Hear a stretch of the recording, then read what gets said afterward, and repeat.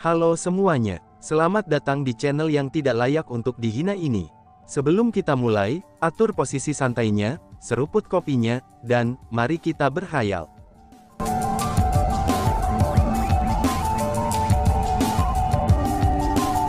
Melanjutkan cerita sebelumnya, senior Hong Qiang, tepatnya siapa Yin Gongfu itu? Tanya Chu Feng. Dia ingin tahu, siapakah orang yang telah menyelamatkan Hong Qiang. Yin Gongfu dulunya adalah seseorang dari klan Kekaisaran Simen. Saat itu, posisi kepala klan Simen Imperial seharusnya diteruskan kepadanya. Namun untuk beberapa alasan yang tidak diketahui, dia tidak hanya tidak mengambil posisi ketua klan, dia bahkan memutuskan semua hubungan dengan klan Kekaisaran Simen. Selanjutnya, ia mengubah nama keluarganya dan memakai nama baru sebagai Yin Gongfu. Yin Gongfu itu sangat kuat. Kekuatannya kemungkinan besar tidak kalah dengan kekuatan dari klan kepala klan 4 besar. Ketika aku masih muda, dia menyelamatkan hidup aku sekali. Karena itulah, aku selalu ingin berterima kasih secara pribadi kepadanya untuk itu. Hanya saja, dia menghilang selama bertahun-tahun, dan tidak ada yang bisa menemukan berita tentangnya lagi. Pernah ada orang yang mengatakan, bahwa dia telah dibunuh oleh klan Kekaisaran Simen. Pada saat itu, aku merasa sangat menyayangkan bahwa dia telah mati. Karena bagaimanapun, Yin Gongfu dikabarkan sebagai orang yang sangat heroik dan bersemangat yang memiliki semangat kesetiaan, dan juga pengorbanan diri yang kuat. Siapa yang akan berpikir bahwa dia tidak mati, tetapi malah datang ke tempat itu, ucap Hong Qiang dengan sangat bersemangat. Tentu saja dia masih hidup. Dia menghilang selama bertahun-tahun karena dia datang ke lembah tersembunyi dunia, itu hanya untuk mencari perlindungan di bawah orang tua itu. Saat ini ia bekerja untuk orang tua itu, dan menangani masalah-masalah di lembah tersembunyi dunia, kata Yao Jiao Guang. Oh, ternyata itu yang terjadi. Lebih tepatnya, tempat seperti apa lembah tersembunyi dunia itu? Hong Qiang bertanya. Di dalam World Hidden Valley adalah tambang. Hanya saja, kami menganggapnya sebagai tambang limbah yang tidak memiliki nilai. Namun selain itu, pria tua itu telah mengumpulkan sekelompok orang, dan telah membuat mereka menambang biji dari tambang itu sepanjang hari. Oh iya, teman kecil Chu Feng, mengapa kamu berencana untuk pergi ke sana? Yao Jiao Guang bertanya. Itu karena seorang teman dekat aku sedang berlatih di sana. Jadi karena itulah, aku ingin pergi ke sana dan melihatnya, kata Chu Feng. Oh, jadi begitu. Meskipun itu adalah aib kami bahwa lembah tersembunyi dunia telah direbut dari kami, tapi untungnya lelaki tua itu hanya menguasai tempat itu, dan ia tidak pernah menyebabkan gangguan apapun. Selain itu, meskipun kami telah mencoba untuk menekannya berkali-kali, tapi dia tidak melukai satu orang pun dari Raja Monstrous Dragon Rache kami. Lebih jauh lagi, ketika Yin Gongfu mencari perlindungan di bawahnya dan memohon padaku berkali-kali, seiring berjalannya waktu, Raja Balap Naga Monstrous kami menerima lembah tersembunyi dunia yang diduduki oleh orang tua itu, dan tidak lagi memusuhinya lagi. Teman kecil Chu Feng, jika kamu ingin pergi ke sana, aku dapat mengirim kamu ke sana. Meskipun Yin Gongfu tidak mau menyebutkan apapun tentang orang tua itu kepada aku, tapi tetap saja dia adalah teman lama aku. Jika kamu pergi ke sana, dia harus menerima kamu sebagai tamu terhormat, kata Yao Jiao Guang. Kalau begitu senior, aku akan merepotkanmu, ucap Chu Feng. Mendengar apa yang dikatakan Yao Jiao Guang, Chu Feng menyadari bahwa lembah tersembunyi dunia bukanlah tempat yang biasa. Jika dia pergi sendiri, dia hanya bisa membawa nama ayah Zhang Tianyi dan tidak dapat memberikan bukti. Maka kemungkinannya, orang-orang dari lembah tersembunyi dunia tidak akan mempercayainya. Namun jika Yao Jiao Guang secara pribadi pergi ke sana untuk memperkenalkan dan merekomendasikan dia, maka dia seharusnya tidak memiliki masalah. Setelah itu, setelah serangkaian perpisahan, Chu Feng secara terbuka dan seremonial dipersilahkan oleh Raja Monstrous Dragon Rache. Adapun alasan mengapa dia pergi ke depan umum, itu karena Chu Feng ingin semua Raja Beast Dragon Beast tahu, bahwa dia, Chu Feng, meninggalkan balap Raja Monstrous Dragon mereka. Dia mencoba untuk meminta orang-orang yang akan memberitahu 4 klan tentang keberadaannya, supaya mereka menyerah pada ide itu. Setelah pergi, Chu Feng, Hong Qiang, dan Baili Xuankong dipimpin oleh Yao Jiao Guang, kemudian melanjutkan menuju lembah tersembunyi dunia. Wush! Tiba-tiba saja, kilatan cahaya melintas dengan sangat cepat. Kecepatannya sangat cepat sehingga melewati cakrawala yang jauh dalam sekejap mata, dan tiba di depan Baili Xuankong. Setelah diperiksa lebih dekat, mereka menemukan bahwa itu adalah burung kecil, dan lebih tepatnya itu adalah burung emas kecil.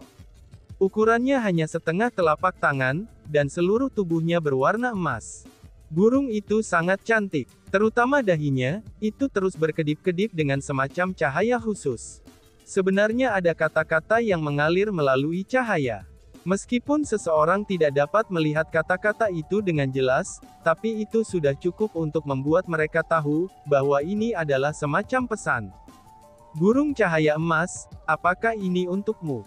Tanya Yao Jiao Guang. Yao Jiao Guang memandang ke arah Baili Xuankong dengan sedikit terkejut. Bukan hanya dia saja, bahkan Chu Feng juga terkejut. Itu karena, Chu Feng juga pernah mendengar tentang Golden Flashbird sebelumnya. Mereka adalah sejenis burung ajaib yang digunakan untuk mengirimkan pesan. Mereka begitu cepat, sehingga bahkan Kaisar Bela Diri tidak bisa mengimbangi mereka. Namun demikian, Golden Flashbird hanya mampu mengingat aura satu orang saja.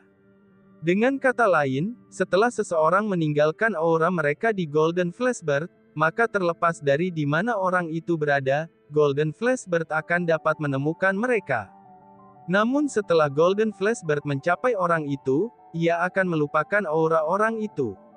Selain itu, ia tidak lagi dapat mengingat aura orang lain sepanjang hidupnya.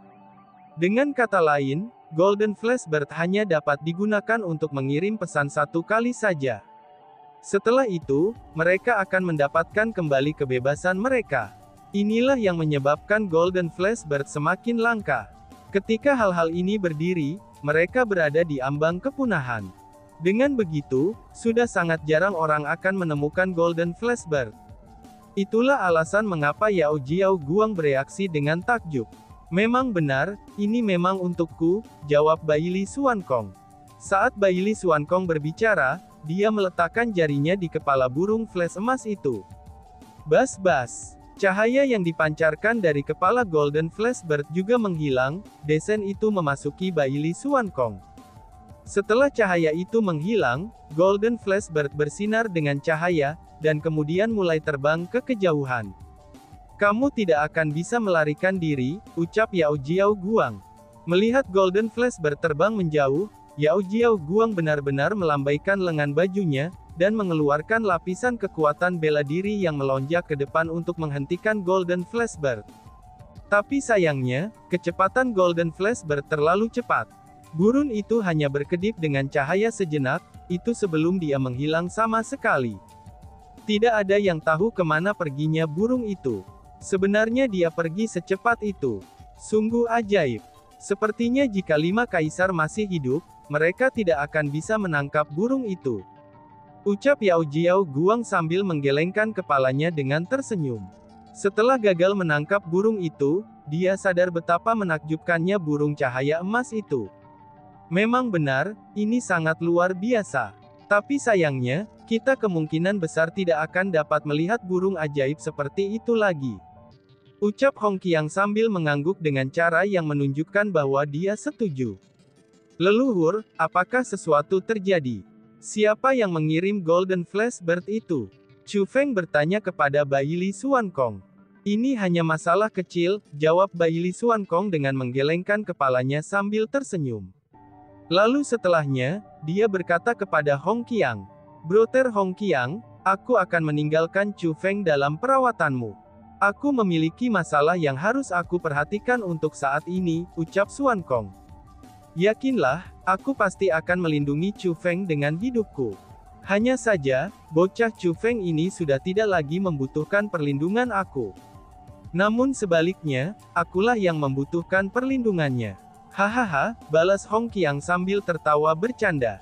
Mendengar kata-kata itu, Baili Xuankong juga tertawa. Dia tertawa karena kegembiraan yang luar biasa. Dia tahu bahwa Hong Qiang tidak hanya bercanda. Karena bagaimanapun, apa yang dikatakan Hong Qiang adalah kebenaran. Karena sebelumnya, Chu Feng sendiri sudah mampu membunuh bahkan peringkat 2 kaisar bela diri. Lebih jauh lagi, dia bisa melakukannya tanpa mengandalkan harta, dan hanya dengan mengandalkan kekuatannya sendiri. Harus dikatakan bahwa kecepatan di mana Chu Feng tumbuh, itu menyebabkan dia merasa sangat bersyukur. Chu Feng, aku hanya akan pergi untuk sementara waktu, dan aku akan kembali setelahnya. Tetap di lembah tersembunyi dunia, dan tunggulah aku di sana, kata Baili Xuankong. Leluhur, silakan lanjutkan dan lakukan apa yang harus kamu lakukan. Kamu tidak perlu khawatir tentang aku, kata Chu Feng. Aku sangat yakin dengan dirimu saat ini, ucap Baili Xuankong. Dengan senyum di wajahnya, Baili Xuankong menepuk bahu Chu Feng. Kemudian, Baili Xuankong pergi. Sementara Yao Jiao Guang dan Hong Qiang tidak berpikir banyak tentang Baili Xuankong pergi, tapi Chu Feng agak khawatir. Meskipun Baili Xuankong tampak sangat normal, tapi Chu Feng merasa bahwa Baili Xuankong pasti memiliki semacam kekhawatiran di benaknya. Kemungkinannya, hal kecil yang dia sebutkan barusan bukanlah masalah kecil sama sekali. Namun karena Baili Xuankong tidak mengatakan apa, maka tidak cocok untuk Chu Feng bertanya juga. Karena bagaimanapun, ia masih tidak dapat terlibat dalam urusan leluhurnya. Dengan demikian, Chu Feng memutuskan untuk melakukan apa yang dikatakan Baili Xuankong, dan menunggu kepulangannya di lembah tersembunyi dunia. Karena faktanya, banyak hal yang terjadi di Tanah Suci Bela Diri saat ini. Seluruh Tanah Suci Martialisme saat ini meledak dalam keributan. Sebagai contoh, ada penerus Kaisar Gong, Zhang Tianyi, yang telah mengalahkan berbagai anggota generasinya, dan menerima gelar anggota terkuat dari generasi muda di Tanah Suci Martialisme. Lalu ada Chu Feng, yang telah bertarung melawan 4 klan kekaisaran besar. Tidak hanya dia tidak terluka sedikit pun, dia juga berhasil lolos dari perangkap yang tampaknya tidak bisa ditembus. Selain itu, dia telah membunuh banyak kaisar bela diri, dan bahkan 10 immortal. Salah satunya adalah abadi yang beralis putih. Namun apa yang Chu Feng tidak ketahui adalah, bahwa masalah terbaru yang menyebabkan Tanah Suci Martialisme meledak menjadi keributan, itu karena 4 klan kekaisaran besar meningkatkan harga buronan padanya. Mereka tidak hanya melipat gandakan harga buronan aslinya, tapi mereka juga menambahkan persenjataan kekaisaran, yaitu persenjataan kekaisaran yang sebenarnya ke dalam hadiah. Harus dikatakan bahwa hadiah yang diberikan 4 klan kekaisaran besar pada Chu Feng, itu benar-benar sangat menggoda banyak orang. Bahkan banyak ahli tersembunyi yang tergoda juga olehnya. Setelah semua, persenjataan kekaisaran adalah harta yang paling penting di Tanah Suci Martialisme. Karena kenaikan harga buronan itu, Chu Feng sekali lagi menjadi sasaran banyak anak panah. Banyak orang sekali lagi ingin melenyapkannya. Saat ini, apa yang paling banyak dibicarakan oleh orang-orang di Tanah Suci Martialisme adalah dendam, dan keluhan antara Chu Feng dan 4 klan kekaisaran besar. Namun untuk Pulau Immortal, yang paling mereka khawatirkan adalah kematian Baili Xinghe. Baili Xinghe telah menghilang pada hari majelis pertempuran generasi muda terkuat, dan tidak menunjukkan dirinya sesudahnya. Sementara yang lain tidak khawatir tentang kehidupan dan kematiannya, tapi tuannya, Weaponry Refinement Immortal, dia sangatlah khawatir. Melihat bahwa muridnya masih belum kembali setelah waktu yang lama, Immortal perbaikan senjata secara pribadi berangkat ke Gong Ba Plains lagi. Meskipun Zhang Ming dan Zhang Tianyi tidak lagi hadir di Gong Ba Plains dan hanya benteng itu yang tersisa, tapi Immortal Refinement Weaponry telah berhasil mendapatkan beberapa petunjuk setelah melakukan penyelidikan dan penelusuran. Saat ini, dia yakin akan satu hal, yaitu muridnya, Baili Xinghe, pasti mati. Adapun pelaku yang menyebabkan kematian muridnya, mereka adalah 2 orang, Chu Feng dan Leng Yue. Di Pulau Abadi, The Weaponry Refinement Immortal berdiri di depan sebuah makam. 4 karakter ditulis di batu nisan itu, Baili Xinghe. Namun demikian, makam ini kosong. Xinghe, tuanmu telah mengecewakanmu. Meskipun kamu bertemu dengan kematian yang kejam, tapi aku bahkan tidak bisa melindungi mayatmu. Tapi tenang saja, tuanmu pasti akan membalas dendammu. Kamu tenang saja. Ucap The Weaponry Refinement Immortal sambil melihat ke makam yang kosong. Selain itu, rasa bersalah juga memenuhi matanya yang sudah tua. Senior. Tiba-tiba saja, suara lembut terdengar. The Weaponry Refinement berbalik untuk melihat, dan kemudian ada 3 wanita cantik yang berdiri di sana. 3 keindahan ini adalah 3 kekasih Chu Feng, mereka tentu saja Ziling, Surou, dan juga Su Mei. Surou itu seksi, Su Mei itu sangat menggemaskan, adapun Ziling, dia jauh lebih menarik daripada Surou dan Su Mei dalam semua aspek. Dia menjadi seksi dan sangat menggemaskan.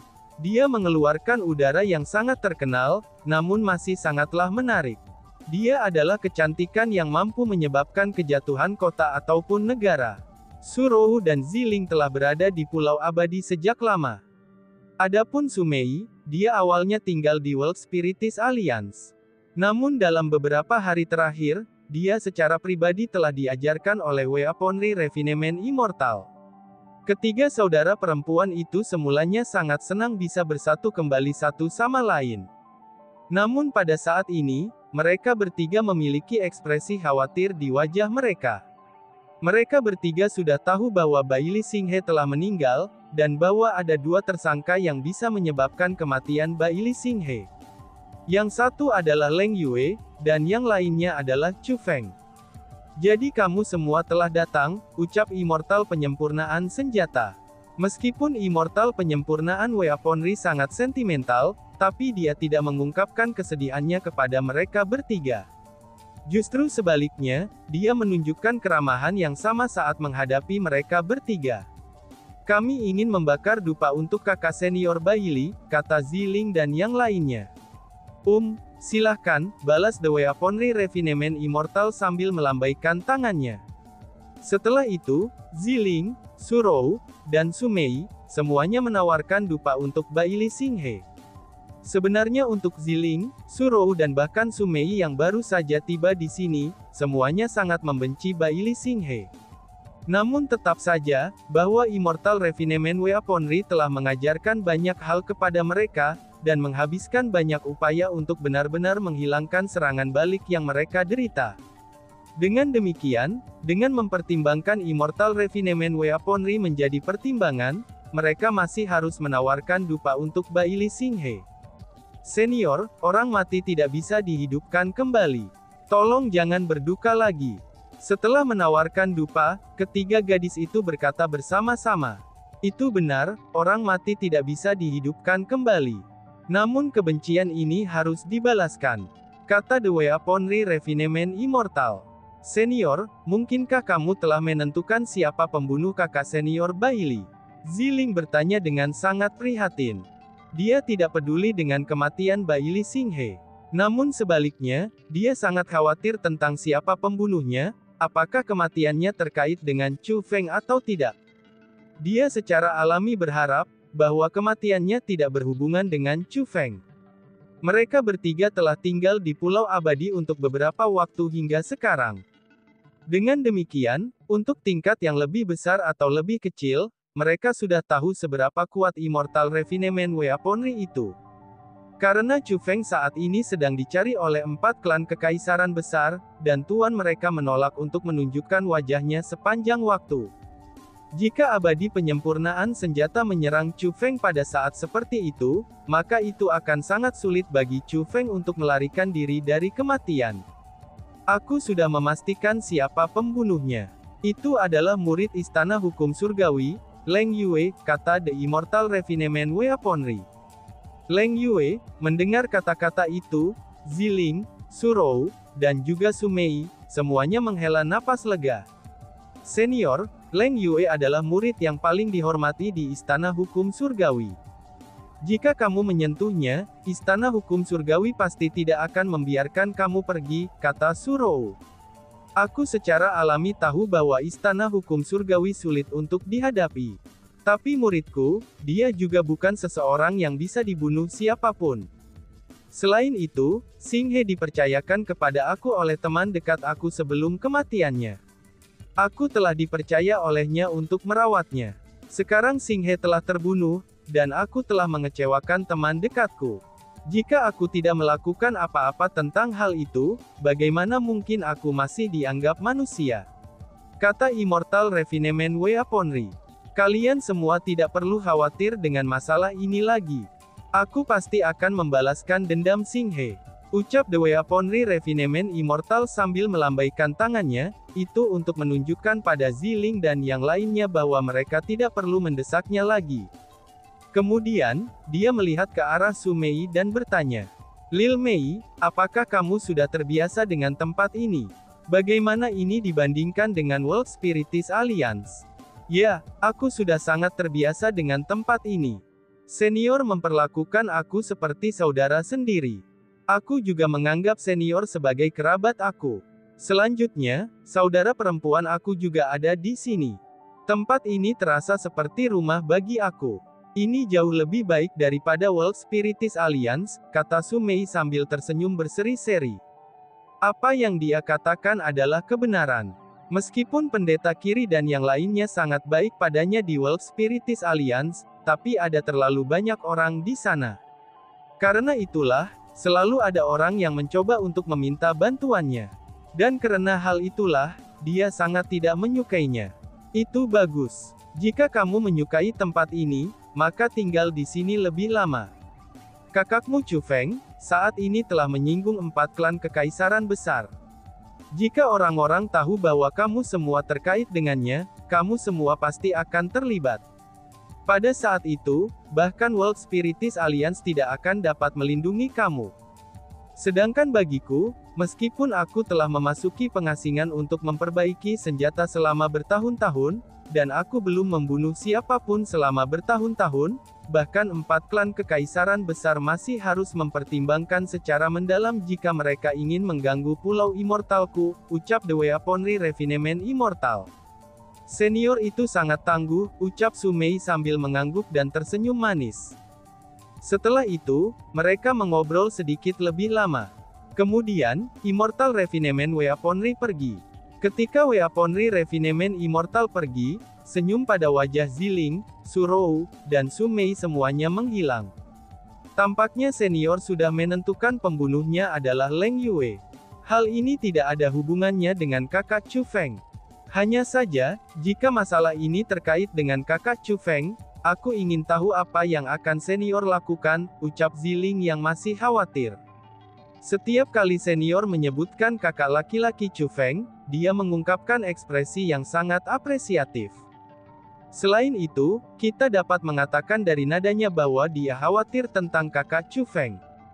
Hanya karena hal-hal tertentu, dia memutuskan untuk tidak membantu kakak cucu. Aku berpikir bahwa, bahkan jika kematian bayi Li Xinghe disebabkan oleh kakak Chu Feng, senior juga tidak akan memeriksanya. Karena bagaimanapun, aku pernah mendengar dari orang lain bahwa bayi Li Xinghe adalah seorang bajingan. Dengan betapa seniornya kebijaksanaan dan kepekaannya, bagaimana mungkin dia tidak tahu tentang karakter muridnya? Su Rou berkata, aku khawatir itu tidak harus terjadi. Bayi Li Xinghe hanya bisa menjadi murid senior, itu karena hubungan leluhurnya dengan senior. Aku pernah mendengar bahwa, leluhur senior dan leluhur bayi Li Xinghe adalah saudara yang hidup dan mati. Dengan hubungan istimewa itu, bahkan jika kakak laki-laki Chu Feng yang membunuh bayi Li Xinghe, senior kemungkinan tidak akan menghindarkannya juga, kata Su Rou. Daripada mengkhawatirkan secara membabi buta di sini, aku benar-benar berharap bisa keluar dan melihatnya. Tapi sayangnya, aku tidak cukup kuat. Bahkan jika aku melihatnya, aku hanya akan menjadi bebannya, dan tidak dapat membantunya sama sekali. Memikirkan hal-hal itu, mata Ziling menjadi sedikit memerah. Pada saat ini, Su Rou dan Su Mei sama-sama mengungkapkan ekspresi kekhawatiran yang mendalam di wajah mereka. Apa yang mereka bertiga paling khawatirkan adalah, itu tidak lain dan tidak bukan adalah Chu Feng. Hachiu, Chu Feng sedang dalam perjalanan ke lembah tersembunyi dunia, dan dia tiba-tiba saja bersin dengan keras. 1 bersin adalah seseorang yang memikirkanmu, 2 bersin adalah seseorang yang mengutukmu, dan 3 bersin adalah seseorang yang sedang berbicara tentangmu. Dengan bersin yang begitu kencang, teman kecil Chu Feng, sepertinya seseorang memikirkan kamu dengan mendalam, kata Yao Jiao Guang sambil tersenyum. Aku tidak pernah menyangka, bahwa senior ternyata bisa bercanda, ucap Chu Feng sambil menyeka hidungnya dan tersenyum. Hahaha, meskipun kita adalah binatang buas, kita masih memiliki 7 kondisi emosional dan 6 keinginan seperti manusia. Secara alami, kita juga tahu bagaimana caranya bercanda. Kalau tidak, hidup kita akan sangat membosankan, ucap Yao Jiao Guang. Yao Jiao Guang saat ini dalam suasana hati yang sangat baik. Pada saat ini, dia berhenti dan menunjuk ke hutan luas tanpa batas di depan mereka. Kami telah tiba di lembah tersembunyi dunia, ucapnya. Dan tiba-tiba saja bersambung. Sekian dan terima kasih banyak. Bye-bye.